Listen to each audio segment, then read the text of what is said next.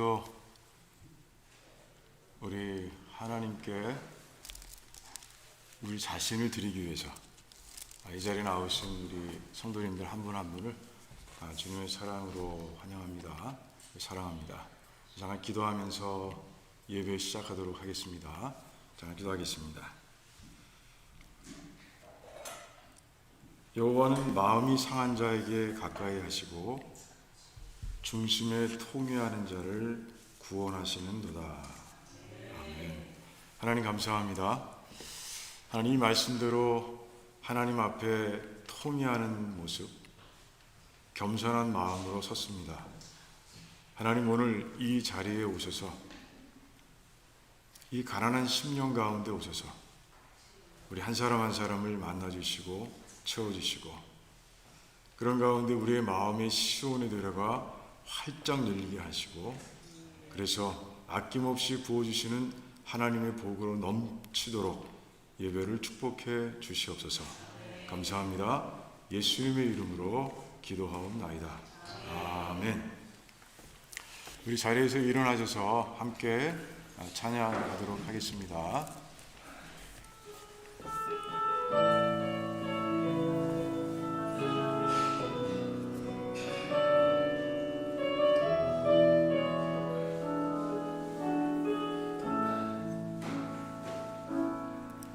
나의 안에 거하라.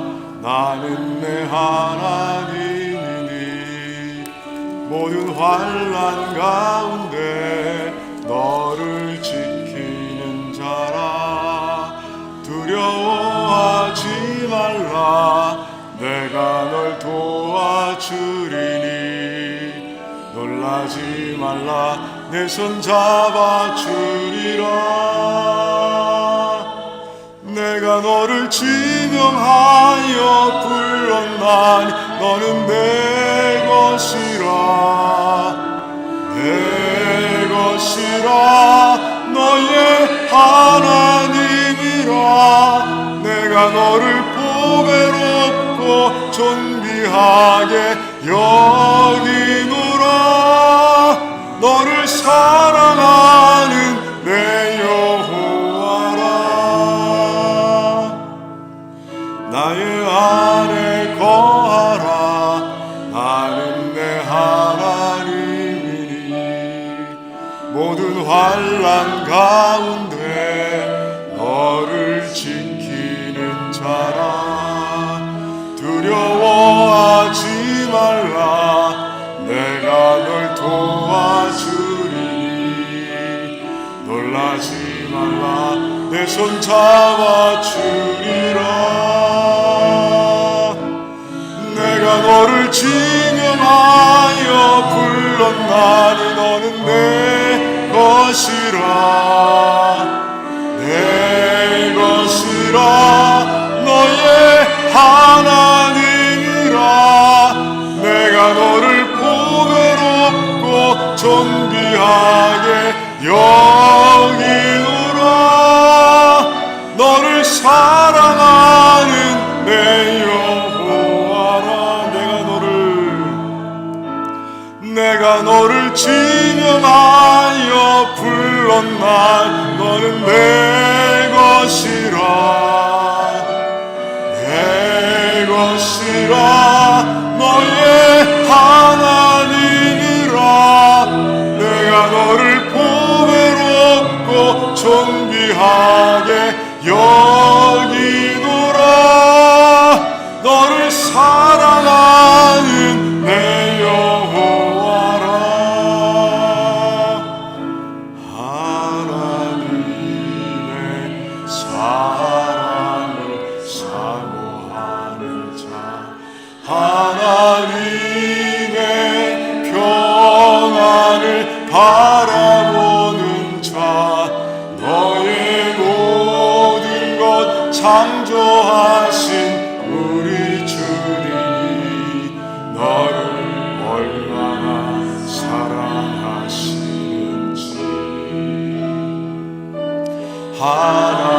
하나님께 찬양과 경배하는 자, 하나님의 선하심을 닮아가는 자 너의 모든 것 창조하신 우리 주님이 너를 자녀 삼으셨네. 하나님 사랑의 눈으로 너를 어느 때나 바라보시고 하나님 인자한 귀로서 언제나 너에게 기울이시니 어두움에 밝은 빛을 비춰주시고 너의 작은 시름에도 응답하시니 너는 어느 곳에 있든지 주를 향하고 주만 바라볼지라.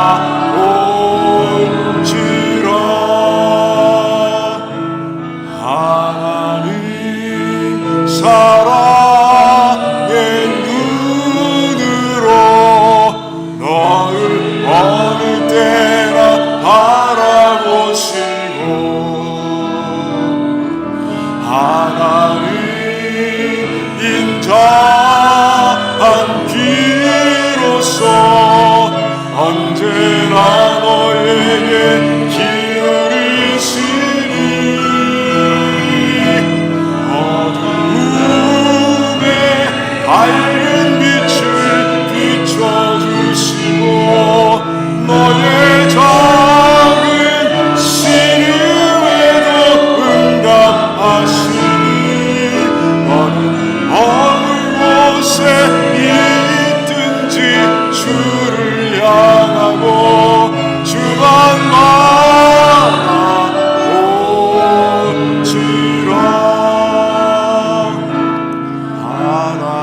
하나님의 사랑을 사랑하는 자 하나님의 평안을 바라보는 자 너의 모든 것 창조하신 우리 주님이 너를 얼마나 사랑하시는지. 아멘. 하나님께 찬양과 경배하는 자 하나님의 선하심을 닮아가는 자 너의 모든 것 창조하신 우리 주님이 너를 자녀 삼으셨네. 아멘. 하나님 사랑의 눈으로 너를 어느 때나 바라보시고 아멘. 하나님 인자한 귀로서 언제나 너에게 기울이시니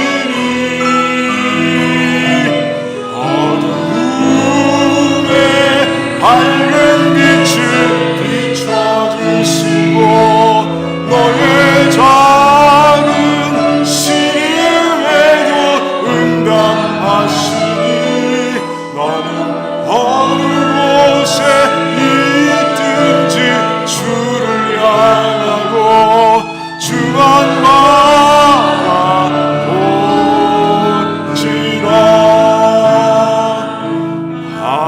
하나님 사랑의 눈으로 너를 어느 때나 바라보시고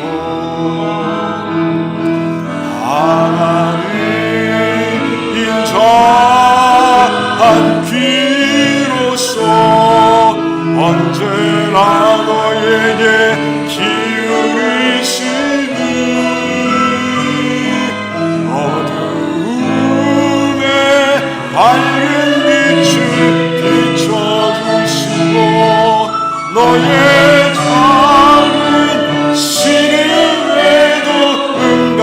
하시니 너는 어느 곳에 있든지 주를 향하고 주만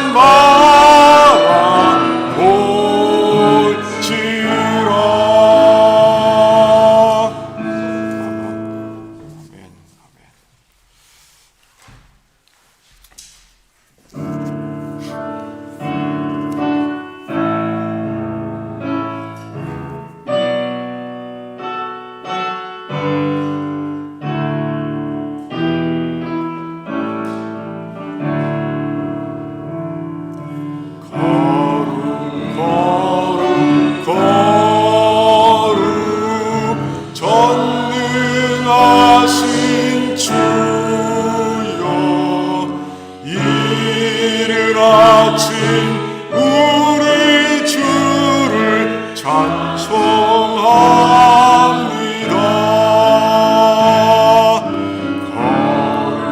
거룩 거룩 자비하신 주여 성삼위일체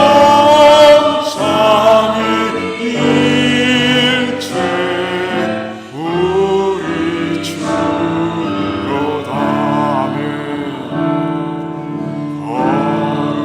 거룩 거룩 주의 보좌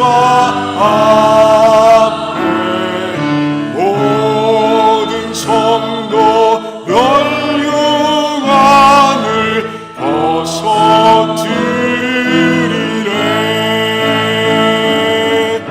천군 천사 모두 주께 굴복하니 영원히 위에 계신 주로다.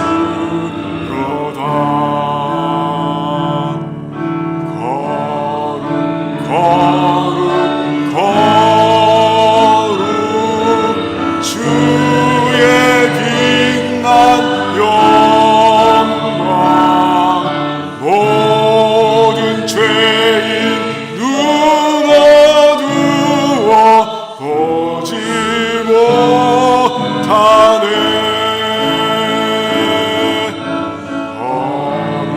거룩하신 이가 주님밖에 뛰며 온전히 전능하신 주로다.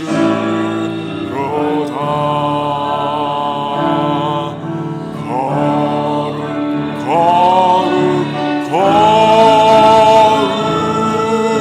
전능하신 주여 천지 만물 모두 주를 찬송합니다.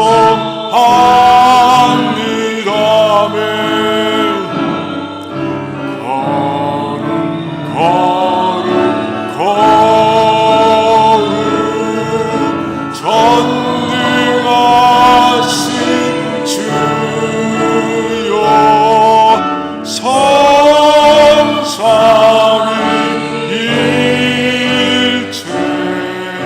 우리 주로다.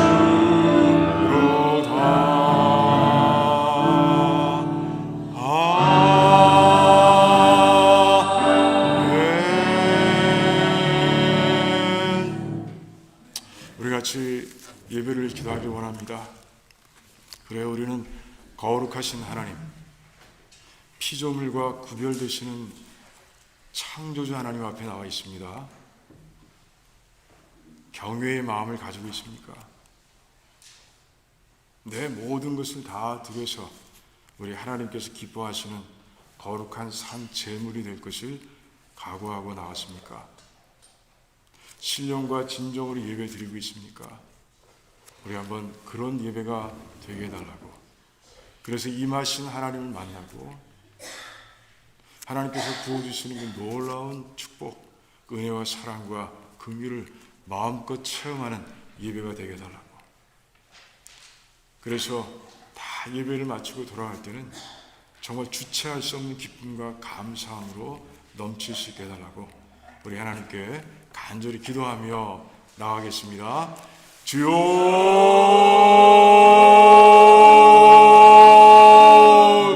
하늘의 하나님 감사합니다. 하나님 아버지 감사합니다. 하나님 감사합니다. 하나님 우리를 구원하시고 창조주 하나님 앞에 나와 예배 드릴 수 있는 예배자로 세워주시니 너무나 감사합니다. 하나님 아버지, 신령과 진정의 예배가 이곳에서 드려지길 원합니다. 나의 영혼이 하나님만을 향하길 원합니다. 나의 몸을 하나님께서 기뻐하시는 거룩한 산제물로 드리길 원합니다. 번제와 화목제가 드려지는 이 자리가 되게 하시길 원합니다. 피의 언약의 피를 통해서 하나님의 자녀인 것을 아버지 고백하며 나가는 저희가 되게 하시기를 원합니다. 이 생명의 자리에 오게 하신 하나님, 이 생명의 자리에 서게 하신 하나님으로 채워지게 하시옵소서. 기도하는 가운데, 회개하는 가운데 우리의 마음에 시온에 들어갈 일이 하십시고, 그 가운데 그 끝에서 하나님 만나게 하시며 하나님께서 부어주시는, 아낌없이 부어주시는 복으로 가득하며 그런 가운데 아버지 하나님의 사랑과 은혜와 긍휼을 체험할 수 있게 하시며 이곳에 풍성하게 임하신, 이곳에 꽉 채워 임하신 하나님의 영광을 체험할 수 있도록 도와주시기를 원합니다. 그래서 예배 마치고 돌아갈 때는 우리 모든 백성들이 다 아버지 함께 하나님 만난 기쁨, 하나님 채워진 그 기쁨으로 감격으로 돌아갈 수 있도록 하나님 역사해 주시기를 원합니다. 마당만 밟지 않게 하시기를 원합니다. 아버지 온전한 제사를 드릴 수 있도록, 온전한 예배를 드릴 수 있도록 하나님 역사해 주시옵소서. 아버지 하나님께서 함께 하실 줄 믿습니다. 하나님 홀로 영광 받으시기를 간절히 원합니다. 감사합니다. 예수님의 이름으로 기도하옵나이다. 아멘. 아멘. 우리 신앙 고백하겠습니다. 주는 그리스도시요 살아계신 하나님의 아들이십니다. 아멘. 우리 주변에 계신 분들과 인사 나누실 때요, 구원의 선물을 마음껏 누리고 전합시다. 이렇게 나누겠습니다. 구원의 선물을 마음껏 누리고 전합시다. 이렇게 인사 나누세요. 예. 그래요. 자리에 앉으시고요. 우리 안수 집사님 나오셔서 기도해 주시겠습니다.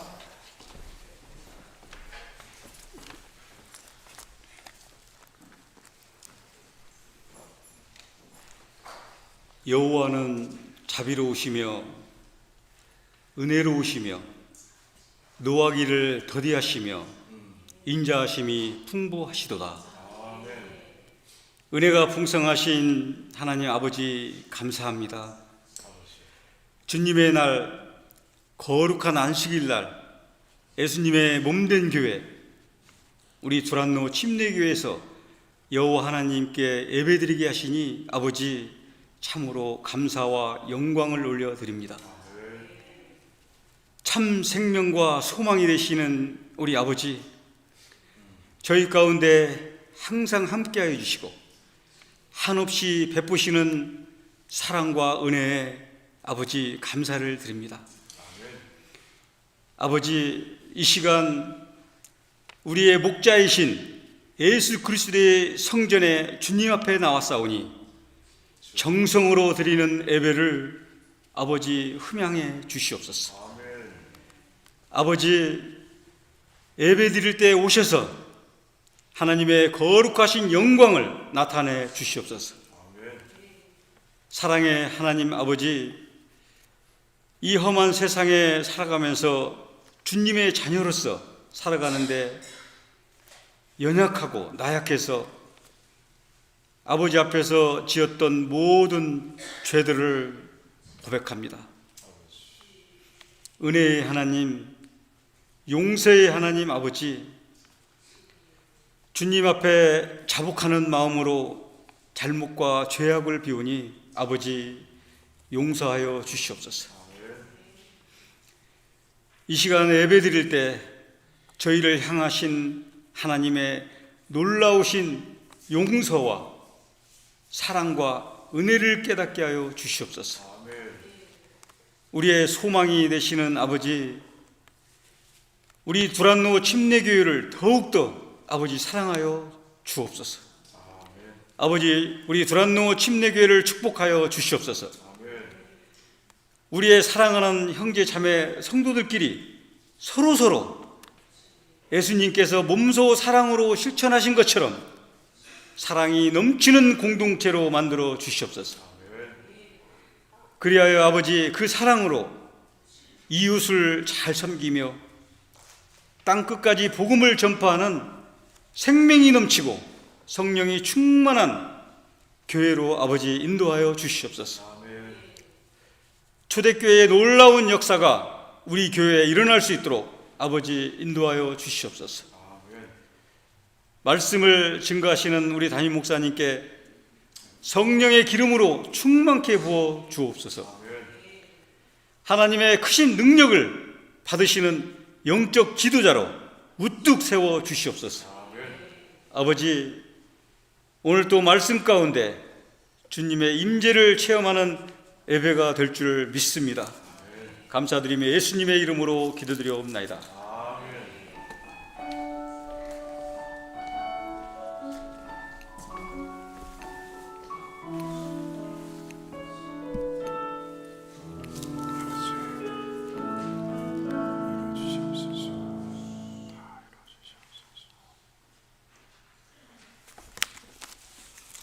자, 오늘 말씀은 사도행전에서 계속 봅니다. 24장 24절에서 27절까지 말씀 같이 교독하겠습니다. 제가 먼저 읽습니다. 수일 후에 벨릭스가 그 안에 유대 여자 드루실라와 함께 와서 바울을 불러 그리스도 예수 믿는 도를 듣거늘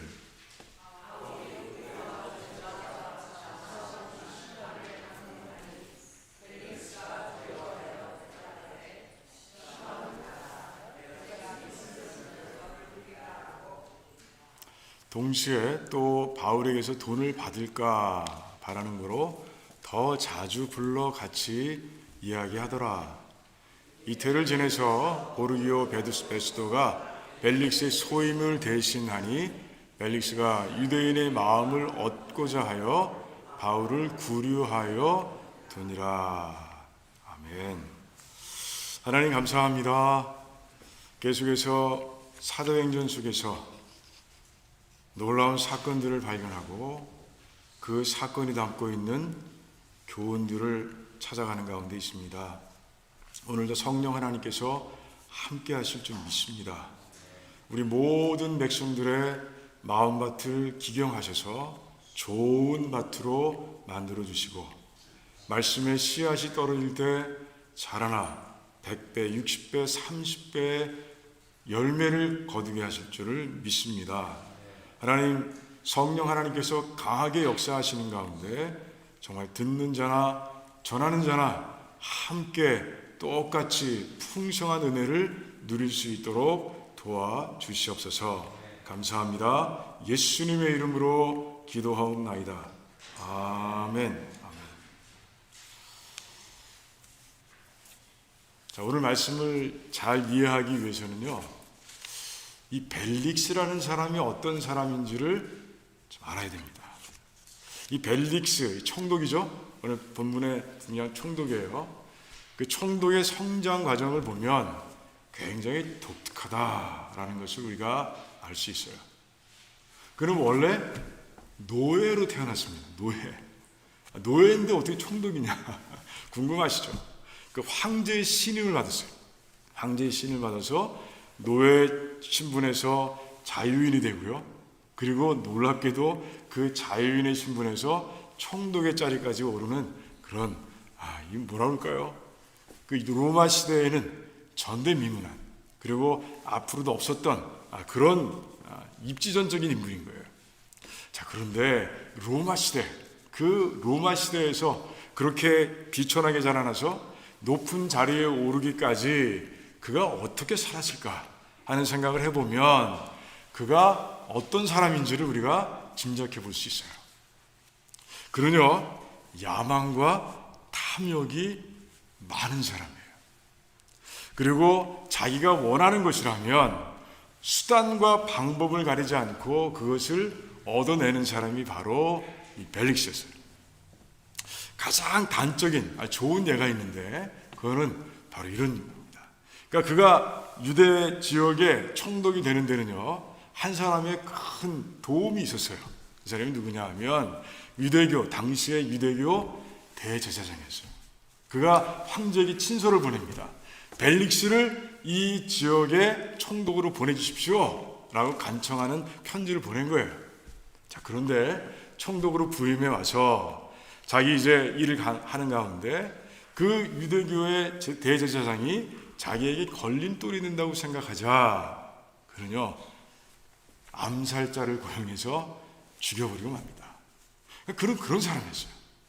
그러니까 그 험난한 과정을 통해서 이제 이게 자꾸 성장하고 올라가기 위해서 그래요, 자기 양심을 버린 사람이죠. 그러니까 이 양심이 완전히 망가진 사람이다, 뭉개진 사람이다, 뭐 성경적으로 표현하면 화인 맞은 사람이다, 이렇게 볼 수 있어요. 그래서 역사가 타키투스는요, 그 사람은 이렇게 기록하고 있어요.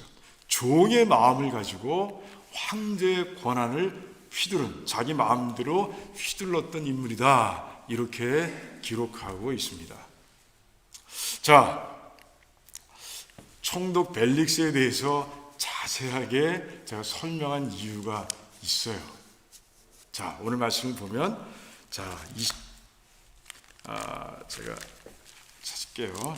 말씀을 보면 이제 벨릭스가 두려워했다라는 표현이 있어요. 벨릭스가 두려워했다. 이 두려워할 인물입니까? 유대교 총독으로 있으면서 두려워할 게 없는 사람이에요. 지금까지 그 탐욕을, 야망을 다 성취해온 인물이고요. 지금은 누구도 그의 권력에 도전할 사람이 없어요. 도전하면 죽여버리는데, 그런 가운데 이제 그 총독이 이제 바울을 만나고 있는 거예요. 바울은 누구예요? 바울은 완전히 다른 위치에 있습니다. 바울은 지금 감옥에 갇힌 미결수입니다. 아직 어떤 죄인지를 정하지 못해서 아직 감옥에 있는 미결수예요. 자, 총독과 미결수가 만났습니다. 그런데 누가 두려워해요? 지금 총독 벨릭스가 두려워하고 있는 모습을 보게 되는 거예요. 총독은 웬만하면 눈 깜짝할 사람이 아니에요. 어떤 일에도 그래요, 마음이 흔들릴 사람이 아니에요. 두려워할 사람이 아닙니다. 그런데 벨릭스가 지금 두려워하고 있는 거예요. 이 두려워한다는 표현을 조금 더 원어적으로 설명하면 몸이 떨릴 정도로 두려워하고 있다라는 뜻이에요. 그러니까 굉장히 두려워하고 있는 거예요. 그러니까 얼굴을 보면 알 수 있을 정도로, 그 몸을 보면 알 수 있을 정도로 그 벨릭스는 그렇게 두려워하고 있는 거예요. 왜 두려워하고 있냐는 것이죠. 모든 걸 다 가지고 있고 가장 지금 이 지역에서는 가장 높은 자리에 서 있는 그 벨릭스가 그 미결수 바울을 만나는 자리에서 왜 두려워하느냐는 것이죠. 그 답을 우리가 찾는 과정 속에서 우리는 엄청난 교훈을 발견하게 되는 거예요. 자, 벨릭스가 왜 두려워했습니까? 왜 떨었습니까? 그것은 바로 바울이 전한 그리스도 예수를 믿는 도 때문에, 그것을 듣는 가운데 그가 두려워하는 그런 모습을 보게 되는 거예요. 자, 이 바울이 정말 이 복음을 어떻게 전했길래 벨릭스한테 이런 일이 일어났을까 하는 생각을 해보게 되는 것이죠. 자, 벨릭스가 왜 예수 그리스도의 믿음의 도를 물어봤을까요? 왜 믿음에 대해서, 왜 그리스도에 대해서 물어봤을까요? 진짜 관심이 있어서 물어봤을까요? 저는 그렇게 생각하지 않습니다. 이 벨릭스는요, 그래요, 아까 말씀드린 것처럼 그런 인물이에요. 그런 인물입니다. 뭔가 자기 목적이 있는 거예요. 자기가 원하는 것을 얻고자 하는 그런 목적이 이 안에 있는 거예요. 자, 벨릭스는요, 이제 오늘 말씀을 보면 바울을 두 가지 목적으로 잡아두었다고 이해하고 있습니다. 가둬뒀다고 이해하고 있어요. 그 두 가지 목적, 그건 다 달라요. 다른 욕심입니다. 한 가지 욕심이 뭐예요? 그것이 바로 돈입니다. 돈이에요. 자, 바울을 신문하는 과정 속에서 바울이 예루살렘에 온 목적 중에 하나가 예루살렘 교회, 가난한 사람들을 구제하기 위해서 온 것이 안 거예요. 말씀 속에 있어요. 그러니 막대한 헌금을 가지고 와서 이제 교회에 냈다는 것을 알고 있는 거예요. 그런 가운데 자기가 바울을 잡아두면 이 교회로 봐서는 굉장히 중요한 인물인 그렇게 보이는 이 바울을 잡아두면 바울을 풀어줄 수 있는 권리를 갖고 있는 오직 한 사람 자기한테 찾아와서 이제 교회가 이제 뇌물을 줄 것이다라고 우리 생각한 거예요. 그리고 잡아가둔 거예요.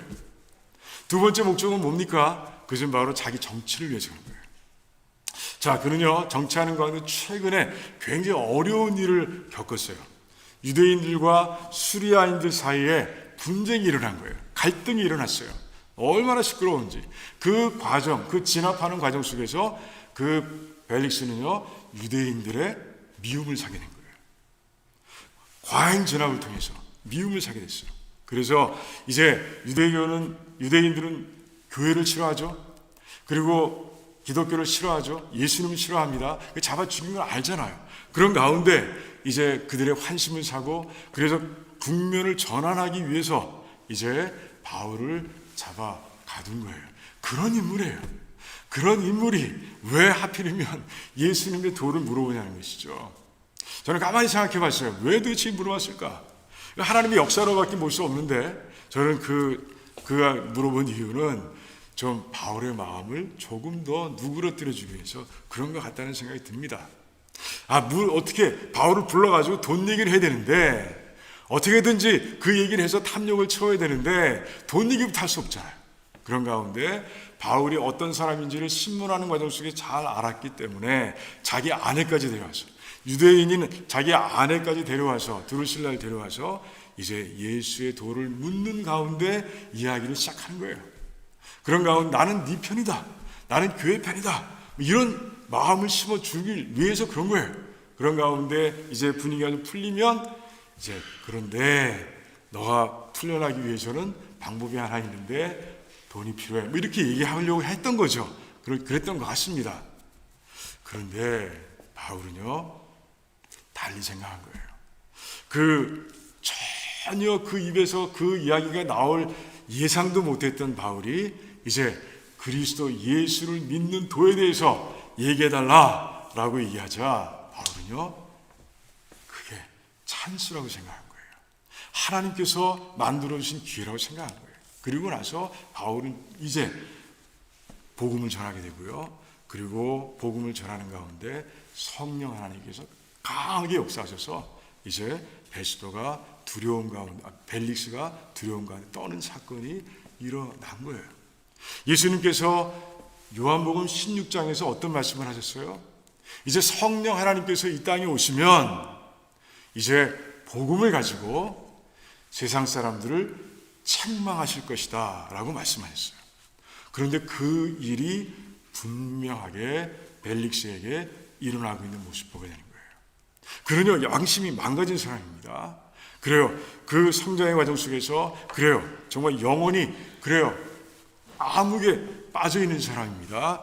그런데 바울이 전한 복음을 통해서 하나님께서는 벨릭스를 떨게 만드시고 두렵게 만드신 거예요. 자, 그렇다면 바울이 어떻게 전했기에 그리고 복음을 어떤 방식으로 전했기에 과연 이런 놀라운 일이 일어났을까? 아무것도 두려워하지 않는 완전히 속세에 물든 그 벨릭스가 떨고 두려워하는 사건이 일어났을까 하는 생각을 해봐야 되는 거예요. 우린 다 전도자들입니다. 이 땅을 살아가면서 예수 그리스도를 통해서 이제 위대한 명령, 위대한 위임이라고 하기도 합니다. 위임을 받은 사람들이에요. Great Commission이라고 얘기하죠. 받은 사람들이에요. 전도의 사람들이에요.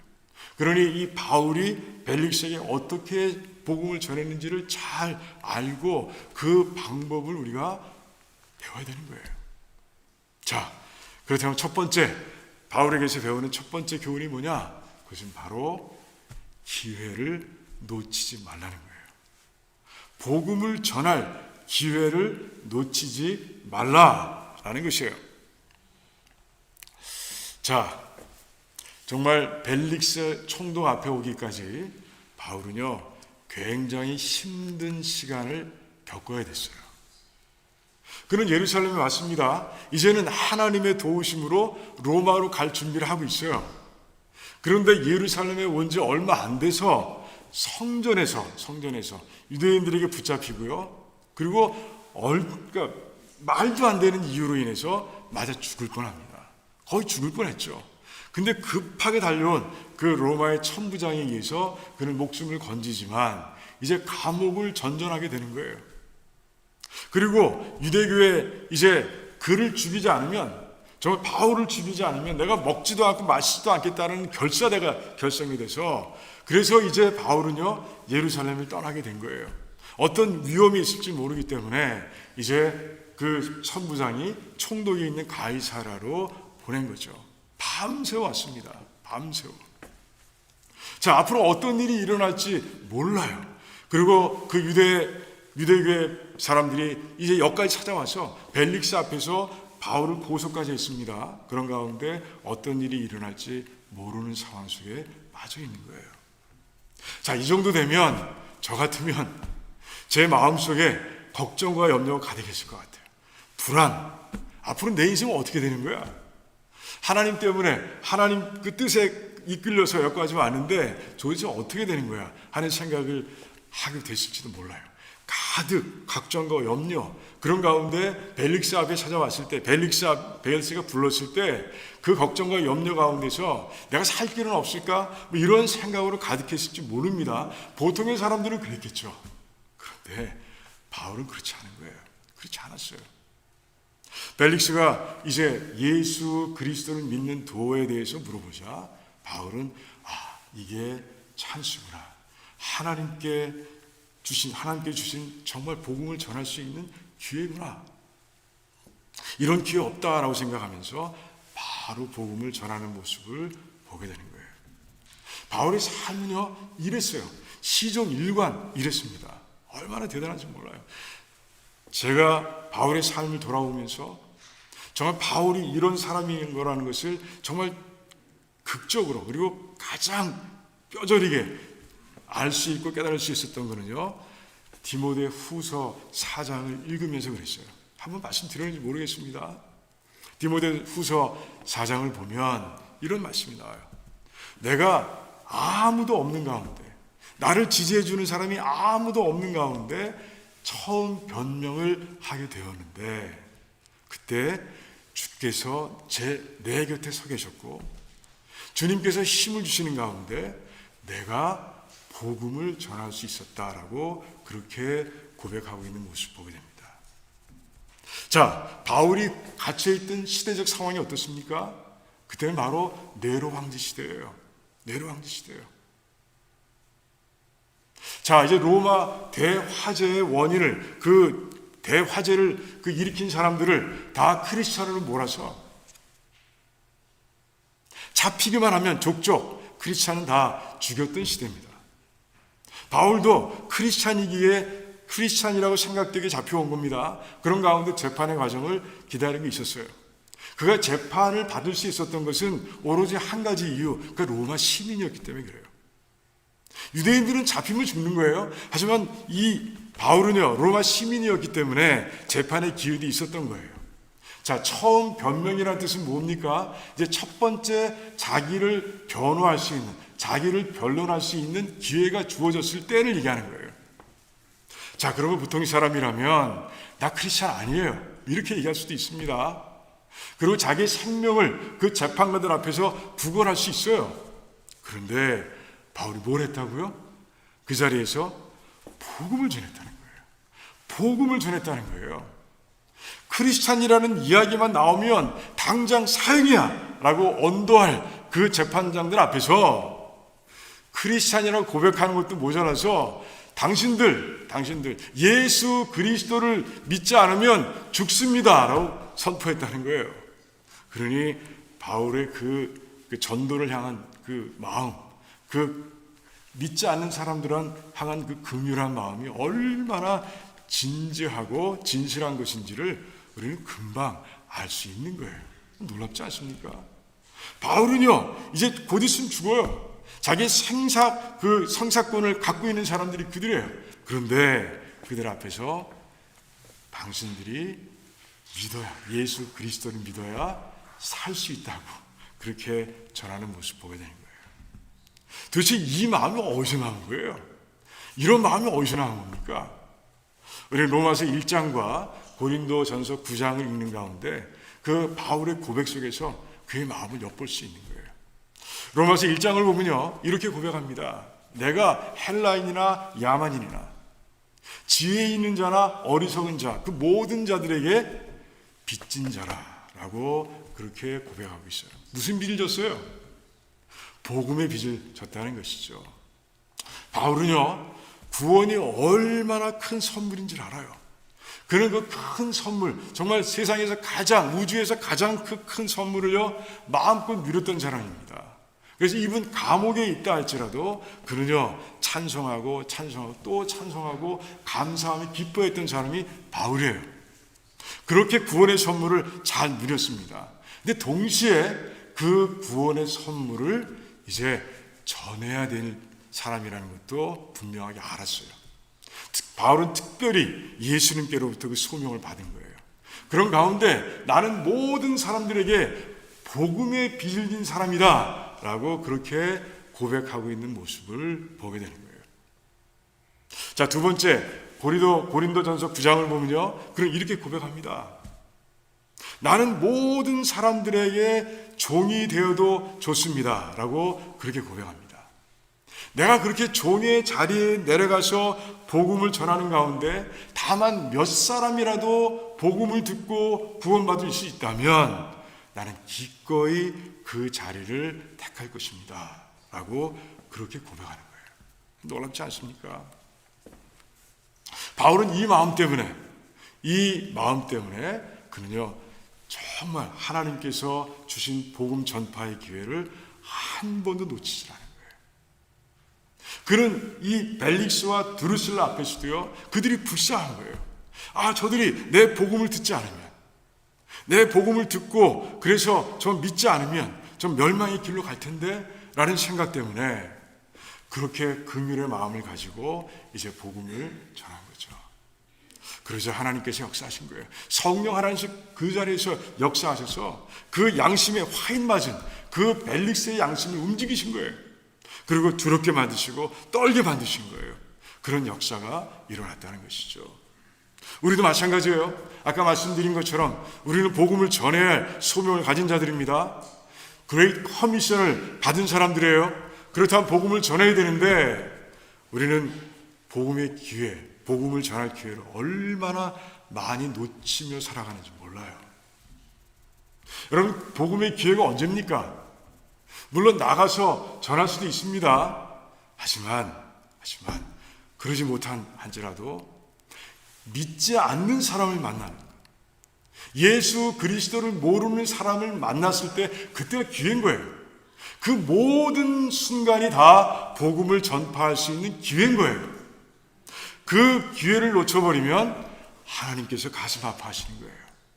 우리는 바울처럼 좀 믿지 않는 사람, 정말 예수 그리스도를 모르는 사람을 만나면 이게 기회라고 생각하고 반드시 복음을 전하고 그런 가운데 하나님께 영광을 올려드리는 모두가 되기를 주님의 이름으로 축원합니다.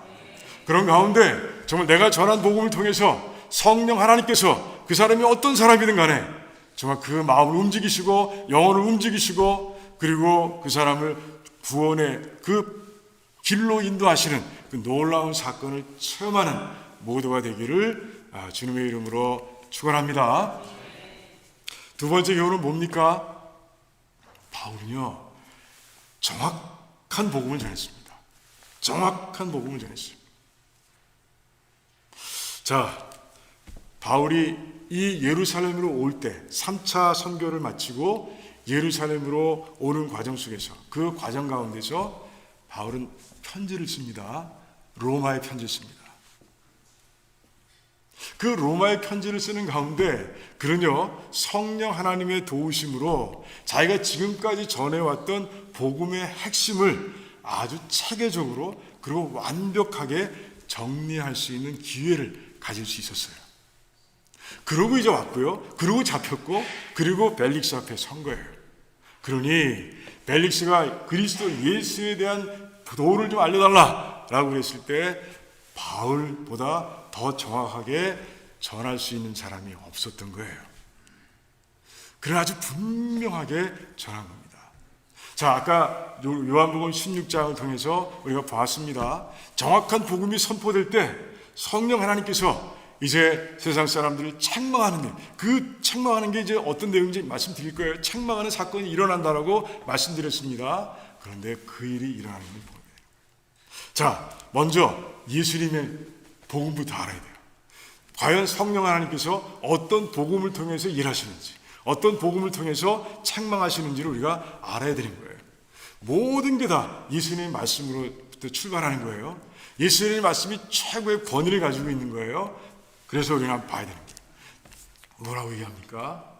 성령 하나님께서 이제 세상을 책망하실 때 쓰는 세 가지의 단어가 있는데 그것은 바로 죄와 의와 심판이다 라고 말씀하세요.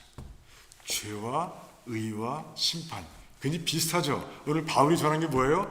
의와 절제와 장차 올 심판, 이렇게 얘기했습니다. 비슷하죠. 내용은 같습니다. 죄는 뭐라고 말씀하세요? 예수님이 일일이 설명해 주셨어요. 죄는 예수 그리스도를 믿지 않는 것이 죄라라고 말씀하셨어요. 왜 그렇습니까? 예수 그리스도께서 이 땅에 오신 이유가 뭐예요? 우리의 모든 죄를 다 용서해 주시기 위해 오신 거잖아요. 그러니 믿지 않으면 아무 일도 일어나지 않아요. 여전히 죄 가운데 살아가게 되고요. 죄 가운데 살아가는 가운데 죽고 마는 거예요. 예수를 믿지 않는 것이 죄라. 이건 아주 분명한 진리입니다. 자, 그렇다면 예수 그리스도를 믿으면 어떻게 됩니까? 죄에서 해방되는 거죠. 사망에서 해방되는 것이에요.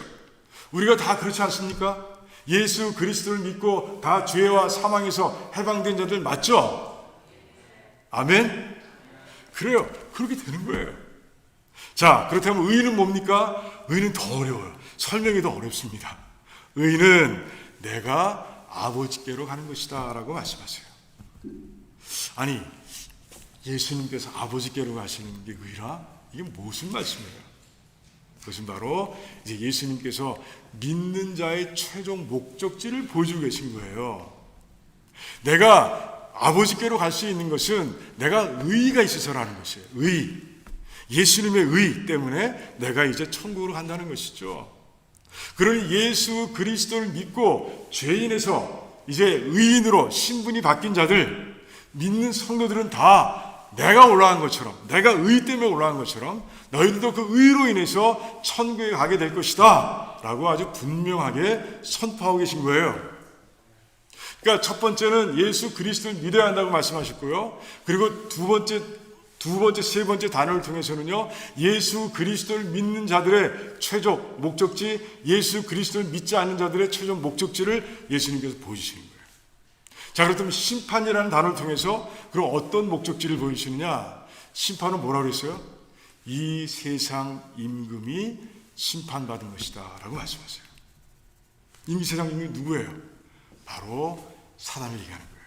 사단과 모든 사단을 따르는 악한 무리들을 얘기합니다. 자, 이 말씀 똑같아요. 예수님께서 의를 가지고 이제 하나님 나라 갔듯이, 그래서 모든 의인들이, 이 의롭게 된 성도들이 다 예수님을 따라 천국에 올라가듯이 이제 사단의 종으로, 죄의 종으로, 예수 그리스도를 믿지 않아서 그 종으로 살던 자들은 다 같이 사단과 함께 멸망의 길로 갈 것이다. 요한계시록이 분명하게 증거하고 있는 그 불못으로 들어갈 것이다 라고 예수님께서는 선포하고 계신 거예요. 이 죄와 의와 심판, 이 세 가지의 단어, 이 세 가지의 단어로 구성된 이 복음을 통해서, 이 복음의 메시지를 통해서 성령 하나님께서 이제 사람들, 구원받을 자들을 책망하시고, 그리고 구원받을 자에게는 회개의 마음을 주시고, 회개의 영을 주시고, 회개케 하시고, 믿게 하셔서 이제 하나님의 백성으로 삼으시겠다는 거예요. 그게 바로 예수님께서 요한복음 16장에서 말씀하신 복음입니다. 그 복음을 듣고 믿고 우리가 지금 이 자리에 있는 거예요. 맞죠? 우린 다 그렇습니다. 자, 그렇다면 바울이 전한 의와 절제와 장차올 심판은 어떠냐? 똑같아요. 정확히 들어맞습니다. 의는 뭐예요? 의를 통해서 바울은요, 너희가 의인이 되기 위해서는 예수 그리스도를 믿어야 된다는 것이에요. 예수 그리스도를 믿을 때 죄에서 이제 의로 바뀐다, 죄에 인해서 의인으로 바뀐다라고 분명히 선포하고, 그것만 일어나는 것이 아니라 예수 그리스도를 믿는 자들에겐 절제의 사건이 일어난다는 거예요. 성령 하나님께서 이 안에 오셔서 우리가 절제하며 천국에 도착할 때까지 절제함이 이 땅을 살아갈 수 있도록, 그러니까 절제는 성화로 바꿀 수 있습니다. 거룩해지는 과정을 겪어가면서 천국에 도착하도록 도와주신다는 거예요. 그런데 예수 그리스도를 믿지 않으면 어떻게 되느냐? 사정없이 죄의 구렁텅이 속에 계속 빠져 살아가는 동안에 결국에는 장차올 심판을 피하지 못하고 멸망의 길에 갈 것이라고, 멸망의 자리에 있을 것이라고 바울은 분명하게 선포한 거예요. 이 분명한, 그러니까 예수 그리스도께서 말씀하신 이 복음을 자기 식대로 해석하고 그리고 설명하고 그리고 전한 이 바울의 이 복음을 통해서 성령 하나님께서 역사하시고, 그런 가운데 벨릭스가 막 떨어요. 무서워합니다. 지금은 가라, 지금은 좀 떠나라, 이렇게 얘기하는 모습을 보게 되는 거예요. 자, 우리도 마찬가지입니다. 우리도 정확한 복음을 전할 수 있어야 돼요. 정확한 복음을 전할 자신 있으세요? 오늘 다 가르쳐 드렸습니다. 그런데 요즘 세상을 보면 이 앞에 두 가지는 잘 전하는데 마지막 부분을 잘 전하지 못하는 그런 성도들이 많이 있는 걸 보게 됩니다. 이 과학과 기술의 시대, 그리고 이성의 시대, 이런 시대를 살다 보니 지옥, 이거 아무래도 불편한 거예요. 입으로 말하기가 불편한 그런 성도들이 많은 거예요. 하나님의 사랑이라고 얘기하는데 이거 해도 되는 건가? 지옥을 얘기해도 되는 건가? 불못을 얘기해도 되는 건가? 심판을 얘기해도 되는 건가? 제2의 사망을 얘기해도 되는 건가? 그래요. 망설이는 사람도 있는 거예요. 아니에요. 분명히 전해야 됩니다. 요한복음 13장 16절이 뭐예요? 복음의 핵심을 담고 있다고 얘기하고 있죠. 그 복음의 핵심을 담고 있는 예수님의 말씀에도 멸망이라는 단어가 들어가 있습니다. 너희들이 멸망치 않으려면 독생자 예수를 믿어야 된다라고 아주 분명하게 선포하고 계신 거예요. 자꾸 우리가 머뭇거리고 자꾸 우리가 망설이는 가운데 자꾸 사이비 신앙이 나오는 거예요. 하나님이 사랑이신데, 무한한 사랑을 가지고 계신 분인데 그분이 지옥을 만드신 이유가 있느냐? 아니야, 지옥은 없어, 이렇게 주장하는 사이비 신학자들이 생겨나고 있는 거예요. 그래요. 우리는요, 전하려면 분명히 전해야 합니다. 정확한 복음을 전해야 성령 하나님께서 일하시는 거예요. 여러분들이 가는 곳마다 해서, 그리고 전하는 자리마다 해서 정말 정확한 복음을 전하는 가운데 의와 절제와 장차올 심판을, 아니면 예수님식으로 정말 죄와 의와 심판을 선포하고 전하는 가운데 성령 하나님께서 강하게 역사하시는 것을 매번 체험하는, 전도할 때마다 체험하는 저와 여러분 되시기를 주님의 이름으로 축원합니다. 기도하겠습니다. 말씀에 근거해서 기도하기를 원합니다. 그래요. 우린 전도자입니다. 전도는 선택이 아닙니다. 전도는 필수적으로 믿음의 사람들이 해야 할 일입니다. 구원의 선물을 잘 누리면, 마음껏 누리면 바울처럼 복음을 전하지 않고는 못 배기는 삶으로 우리가 바뀌는 거죠. 오늘 말씀처럼 정말 복음의 기회를 놓치지 않는 삶,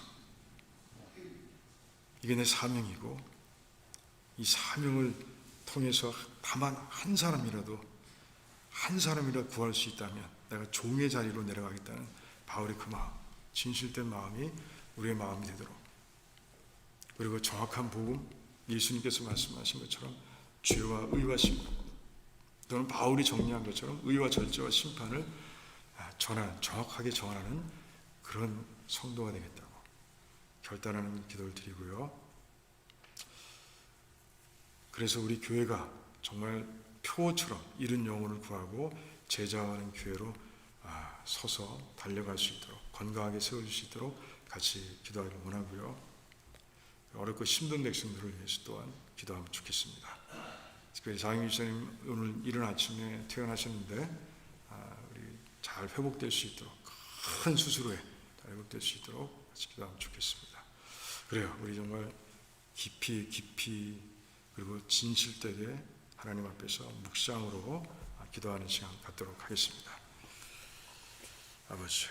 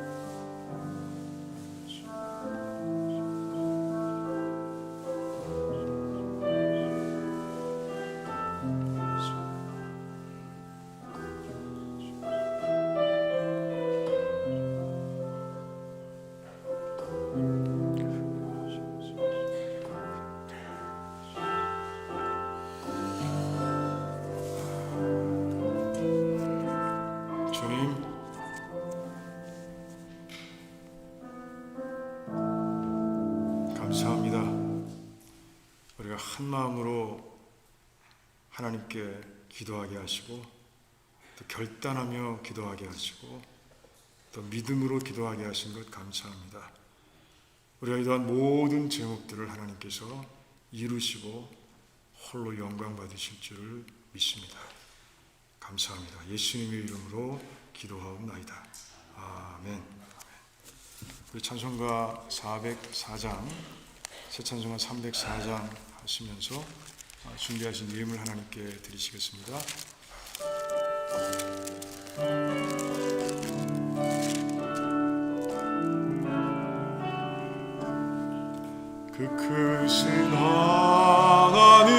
주의 사랑 날로 다여 영 못하네. 저 높고 높은 별을 넘어 이 낮고 낮은 땅 위에 죄봉한 영혼 구하려 그 아들 보내사 화목제물 삼으시고 죄 용서하셨네.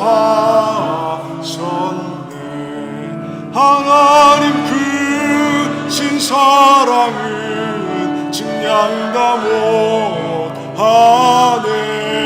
영원히 변치 않는 사랑 성도여 찬양하세. 괴로운 시절 지나가고 땅 위에 영화쇠할 때 주 믿지 않던 영혼들은 큰 소리 외쳐 울어도 주 믿는 성도들에게 큰 사랑 베푸사 우리의 죄 사했으니 그 은혜 잊을까. 하나님 크신 사랑은 증량다 못하네. 영원히 변치 않는 사랑 성도여 찬양하세. 하늘을 두루마리 삼고 바다를 먹물 삼아도 한없는 하나님의 사랑 다 기록할 수 없겠네. 하나님의 크신 사랑 그 어찌 다 쓸까. 저 하늘로 비싸도 채우지 못하리. 하나님 크신 사랑은 증량다 못하네. 영원히 변치 않는 사랑 성도여 찬양하세. 아멘. 하나님 감사합니다. 하나님 지난 주간의 삶을 돌아보면서 다시 하나님께 감사를 또한 영광을 올려드립니다. 일용할 양식을 주시기 위해서 우리에게 건강을 주시고 또 일어나 호흡할 수 있게 하시며 또한 힘과 지혜를 주신 하나님 너무 감사합니다.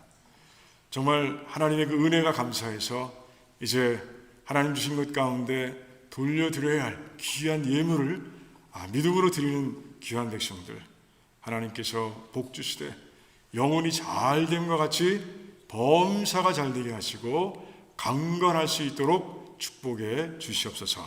하나님 아버지, 이 예물이 사용될 때마다 또한 하나님께서 축복해 주시기를 원합니다. 아버지, 하나님의 뜻을 이루는데 부족함이 없도록 사용될 수 있도록 도와주시옵소서. 오병이어의 기적을 일으켜 주시기를 원합니다. 그래서 정말 주님 오시는 그날까지 하나님의 사명을 잘 감당해내는 교회로 하나님 우뚝 세워 주시옵소서. 감사드리며 예수님의 이름으로 기도하옵나이다. 아멘. 아멘.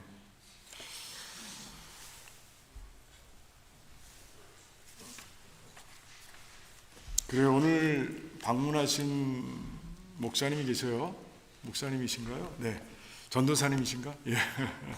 우리 데이빗 원, 예, 전도사님. 지금 MDB 과정에 있는 것을 알고 있는데, 맞죠? 예. 잠깐 방문하시고 같이 예배 드렸어요. 두 분 아세요? 아시는 관계세요? 예. 예, 그래요. 아마 저하고 그 인터뷰를 위해서 그 MDB 과정 속에 과정이 있어서 저랑 만나기 위해서 오셨는데, 아무튼 예배 같이 드려서 너무 좋습니다. 예, 잠깐 일어나시면 잠깐 기도할게요. 예, 먼저 환영할까요? 예, 감사하고요. 기도하겠습니다. 하나님 감사합니다. 데이빗 원 전도사님, 지금 하나님의 부름을 받고 그리고 MDB 과정에 있습니다. 하나님께서 그 과정을 잘 마칠 수 있도록 하나님 축복해 주시고, 마치고 난 후에는요, 하나님 정말 하나님의 뜻을, 그 소명을 잘 감당하는 귀한 목사로 하나님께서 세워주시기를 원합니다. 그래서 우리 데이빗 원 전도사님을 통해서 정말 이 땅의 복음이 사방 곳곳에, 세계 곳곳에 전해질 수 있도록 하나님 도와주시옵시고, 또한 그가 있는 곳에서 정말 많은 사람들이 돌아오는, 예수님께로 돌아오는 역사가 일어날 수 있도록 도와주시옵소서. 그의 사역과 그의 가정을 축복해 주시기를 원합니다. 감사합니다. 예수님의 이름으로 기도하옵나이다. 아멘. 그래요. 광고 몇 가지 드리겠습니다. 1번, 2번은 늘 드리는 거니까 스킵하고요. 그래요. 5월 성찬식이 다음 주에 있습니다. 여러분들 기억하시고 기도로 준비해 주시면 감사하겠고요. 목자와 인도자 미팅이 이번 주 수요일 날 5월 3일 날 있습니다. 리더 미팅은 5월 4일 날 있습니다. 다 오후 6시에 있습니다. 그리고 주일 예배를 위해서 기도회 하고 있죠. 요 방에서 12시에 모이고 있습니다. 우리 권사님들 중심으로 모이고 있지만, 그래, 일찍 오셔서 내가 그 예배를 위해서 기도하고 싶다라고 하시는 분들은 다 오시면 돼요. 누구든지 환영입니다. 자, 우리 교단 부흥회가 정말 오래간만에 열립니다.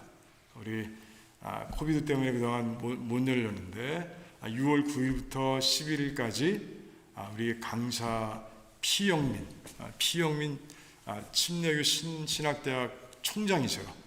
오셔가지고 삼보 침례교회를 장소로 해서 이제 부흥을 갔습니다. 정말 오래간만에 하는 건데, 그러다 보니까 우리 교회가 뭘 도와야 될까 모르시는 분들 많으실 거예요. 그래서 제가 썼어요. 이 중에 골라서 하면 돼요. 우리가 할 수 있는 걸 골라서 하면 됩니다. 예배를 위해서는 찬양팀이나 성가대나 안내나 헌금위원으로 우리가 도울 수 있고요. 그리고 대접하는 게 있는데, 그것은 강사와 일행이 있습니다. 총장이시다 보니까 수행원이 같이 오더라고요. 그래서 식사를 대접하는 것, 금, 토, 주일 중에서 아침, 점심, 저녁 중에서 우리가 저녁은 괜찮죠? 집회가 있으니까 아침, 점심 중에서 누군가 우리 성도님들 가운데서 감동되신 대로 저에게 말씀해 주시면 제가 얘기하겠습니다. 대접할 수 있고요. 그리고 집회 후에 잠깐 친교합니다. 그래서 친교 때 우리가 금, 토, 주일 중 하나를 택해서 우리가 섬길 수가 있습니다. 그래서 여러분 잘 기억하시고 오늘이나 내일 사이에 내가 이걸 맡고 싶습니다 라고 말씀해 주시면 좋을 것 같아요. 교회적으로 예배 부분은 교회적으로 정하겠습니다. 대접 부분은 그 집회 후 친교는 교회적으로 결정을 하고, 그리고 강사를 대접하는 일은 개인적으로 결정해 주시면 감사하겠습니다. 오늘은 점심 친교가 없습니다. 그리고 그래요. 다른 혹시 광고 있습니까? 제가 빠뜨린 광고? 없으면요, 다 같이 일어나셔서 마지막 찬송 후에 제 축도로 마치도록 하겠습니다.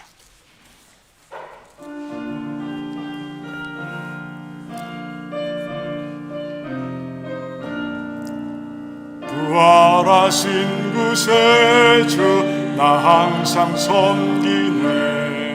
온 세상 조롱해도 주 성령 사셨네. 그네로운 손길 부드러운 음성 주 예수 나와 함께 늘 계시네. 예수 늘 살아계셔서 주 동행하여 주시며 늘 말씀하시네. 예수 내 구세주 예수 내 마음에 살아계시네. 늘 살아계시네. 온 세상 살펴보니 주 사랑 알겠네. 내 마음이 아플 때도 주 사랑 알겠네. 이 세상 풍파 일일 힘주시는 주님, 주 다시 영광 중에 곧 오시리. 예수 예수 늘 살아계셔서 주 동행하여 주시며 늘 말씀하시네. 예수 예수 내 구세주 예수 내 맘에 살아계시네. 늘 살아계시네. 주 믿는 성도들아 다 기쁜 노래로 주 예수 우리와 함께 다 찬양 드리세. 이 세상 소망이요 참 친구 되시는 주 예수 영원토록 찬양하세. 예수 예수 늘 살아계셔서 주 동행하여 주시며 늘 말씀하시네. 예수 예수 내 구세주 예수 내 맘에 살아계시네. 늘 살아계시네. 아멘. 이제는 우리 주 예수 그리스도 무한하신 은혜와 하나님 아버지의 그 극진하신 사랑하심과 성령 하나님의 교통하시고 교제하시고 감화하시며 능력 주시니 오늘 말씀처럼 주님, 제가 그레이트 커미션을 받은 전도자임을 믿습니다. 이제는 하나님께 주시는 복음 전파의 기회를 놓치지 않는 삶이 되겠습니다. 기회가 올 때마다 정확한 복음, 의와 절제와 장차올 심판을 전하는 자가 되길 원합니다 라고 결단하는 우리 모든 백성들의 삶과 가정과 자녀들과 하시는 일들 위에와 주님께서 핏값으로 하신 두란노 침례교회와 페이스 루터런 처치와 이 땅에 세워진 모든 교회들과 선교주와 선교사님들 위해 또한 어려운 가운데서도 환난 가운데서도 오직 예수 그리스도의 능력을 믿고 하나님의 섭리하심을 믿고 담대하게 서는 우리 모든 성도님들 위해와 출타 중인 백성들 위해 지금으로부터 영원토록 함께 하시기를 간절히 축원하옵나이다. 아멘. 아멘.